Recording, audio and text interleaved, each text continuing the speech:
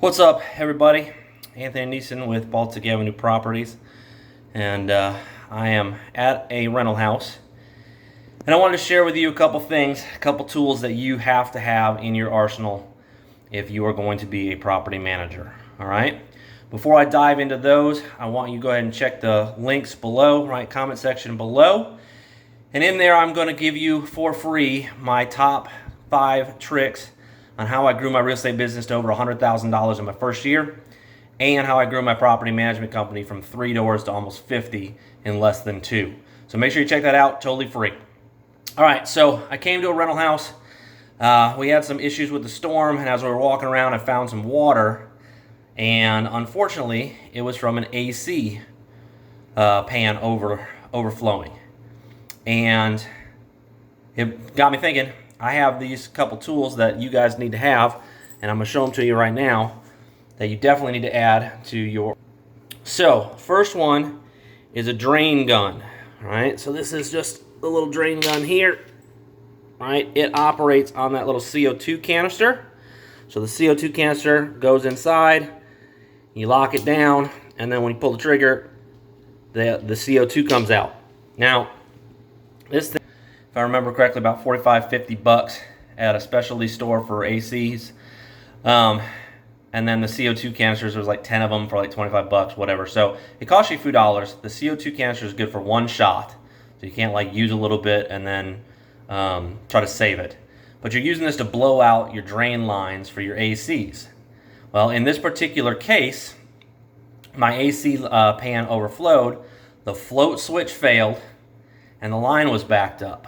So, as I was walking around, this is what I run into. That used to be carpet, I've pulled it out already.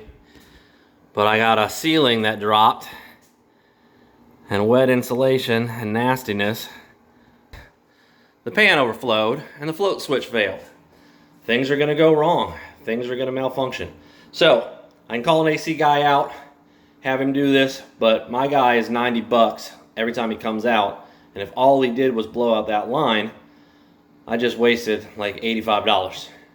So I'm gonna blow the lines out first. That's what I did already, cleared those lines.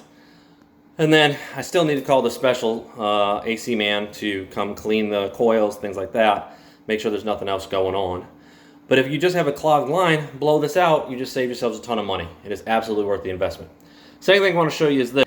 If you do not have multiple dehumidifiers in your arsenal, you are missing the boat. So what this thing is doing is pulling the moisture out of the air. Obviously, you can see I'm sweating. There's a lot of moisture in the air in here, and it's just pulling it out. I have this one hooked up to continuous, and it's running straight out of the building to keep this down. Right now, with the storms, and if you have power outages, whatever, I have multiple of these with my business, and I had them out at all kinds of locations. We flooded 9 properties during this hurricane. So I had these things out, I had fans, whatever. I've checked the AC units, I've blown out lines.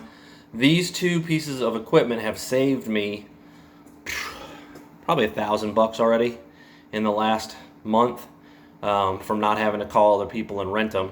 I know that my quote for the triplex that flooded was $30,000 just to get in there and dry it out. And because of what I already had, I was able to put these in. So I saved myself probably 20 grand because part of that was mold remediation just by having these things. They're $250 right now to get these, right? So for $300, I saved 20 grand. It's a pretty good deal, right? So make sure you get some dehumidifiers. Make sure you get a drain gun. They're going to save you a ton of money. They're going to save you a ton of headaches. And periodically, maybe even check the float switch because this sucks. And now I got to get this fixed. All right, have a wonderful day. More tips soon.